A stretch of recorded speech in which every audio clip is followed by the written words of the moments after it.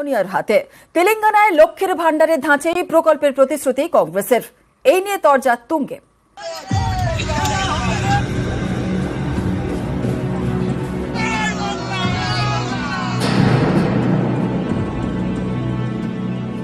পাখির চোখ 24 লোকসভার যুদ্ধ জিততে বাংলার মডেলেই আস্থা মোদী বিরোধী টিম ইন্ডিয়ার। তাদেরও বাজি বাংলার লক্ষ্মীর ভান্ডার।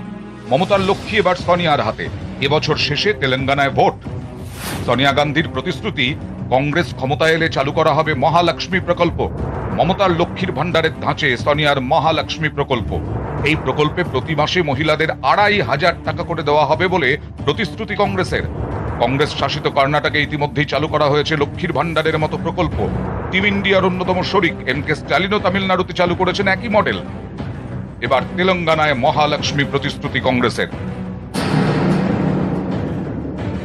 Mahalakshmi, which means rupees 2,500 month financial assistance to women. 21 বিধানসভা ভোটের আগে লক্ষ্মীর ভান্ডারের প্রতিশ্রুতি দেন মমতা বন্দ্যোপাধ্যায়, যা হয়ে ওঠে তৃণমূলের তুরুপের তাস। তখন বিজেপি দাবি করত তৃণমূল আসলে 500 টাকা দিয়ে ভোট কেনার চেষ্টা করছে।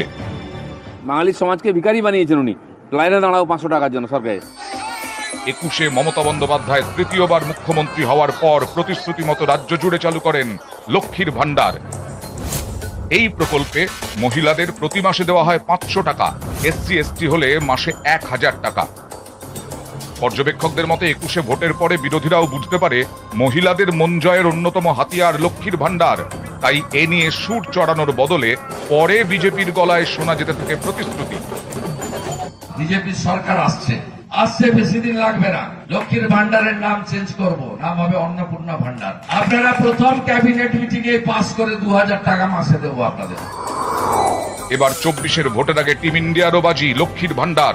এতে কি চাপে বিজেপি? তাই কি তারা এর কৃতিত্ব নেওয়ার চেষ্টায় এখন মরিয়া? লক্ষ্মীর ভান্ডার শুরু হওয়ার অনেক আগের থেকে মধ্যপ্রদেশের লাডলি বেহেনা প্রকল্প চলে। লাডলি বেহেনা প্রকল্পে 1 কোটিরও বেশি মহিলা 1200 টাকা করে পাচ্ছে প্রতি মাসে। মমতা